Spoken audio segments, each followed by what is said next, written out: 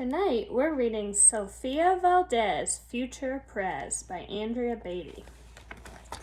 Sofia was a baby who got things done, helping her family before she turned 1.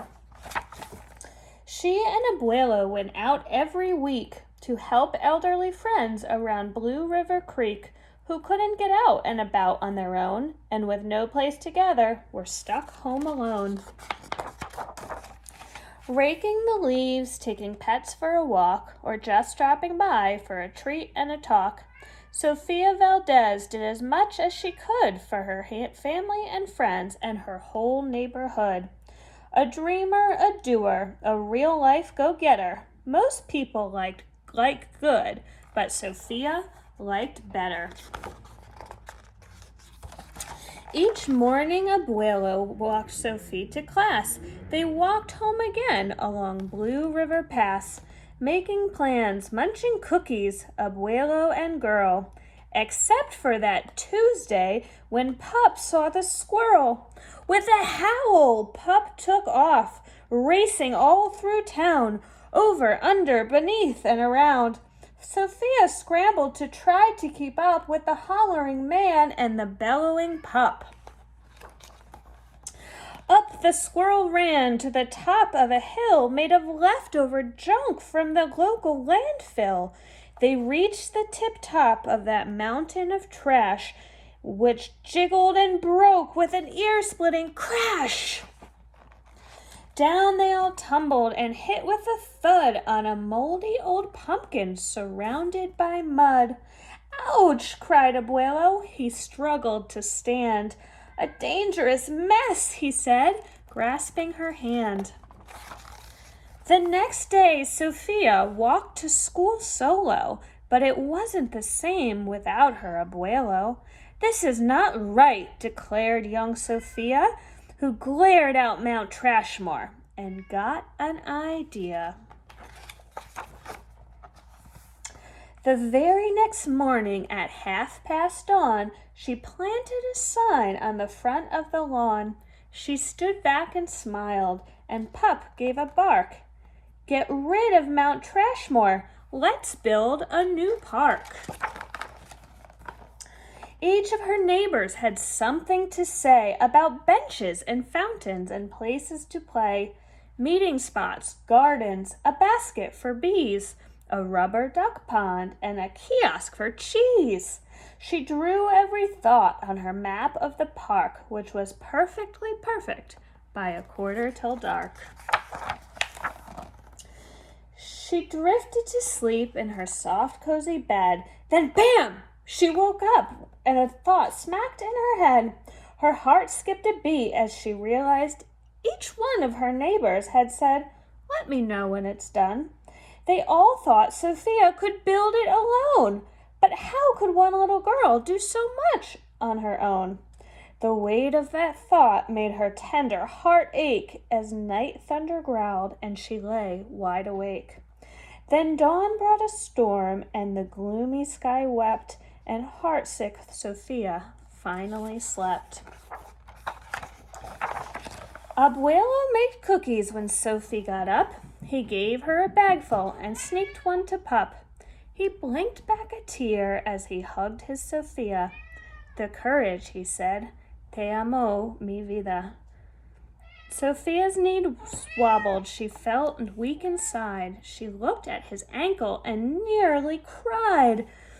Though she didn't feel brave or courageous at all, Sofia went to face City Hall.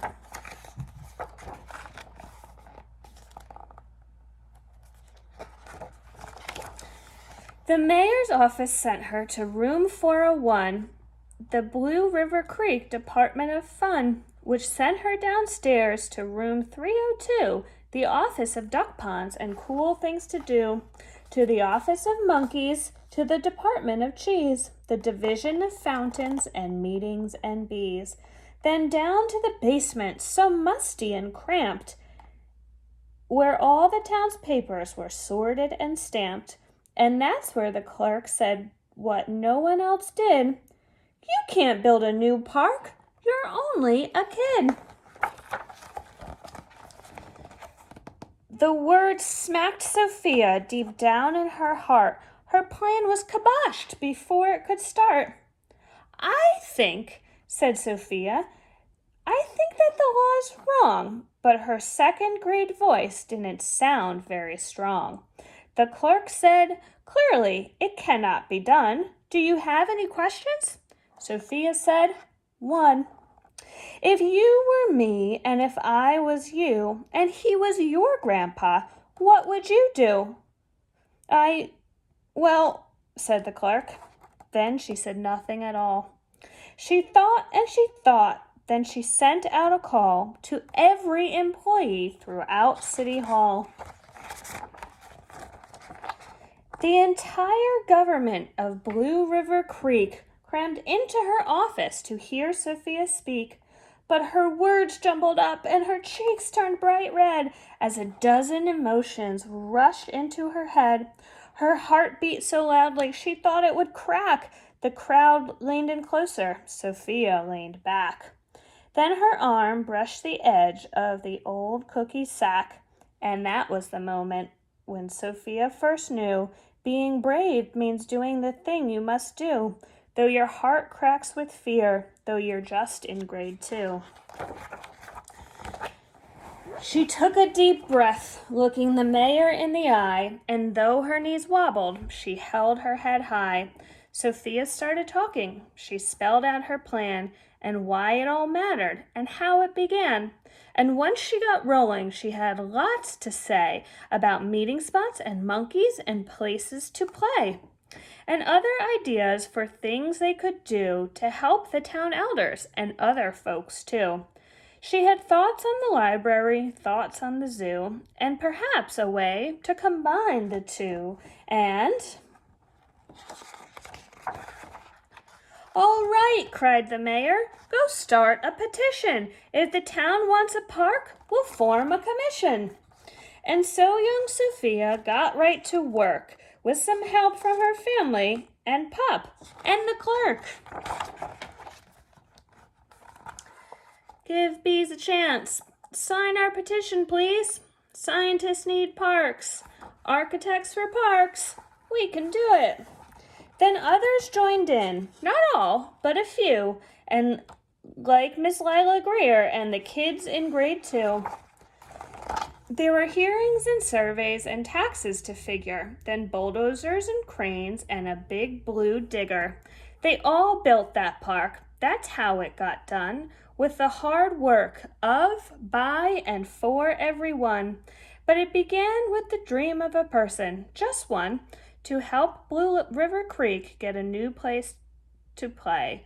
Now every evening till long after dark, the town comes together as Citizens Park. They hold this truth to be self-evident, that Sofia Valdez could grow up to be president.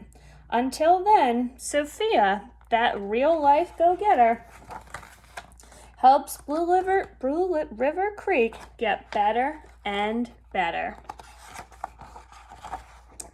The end.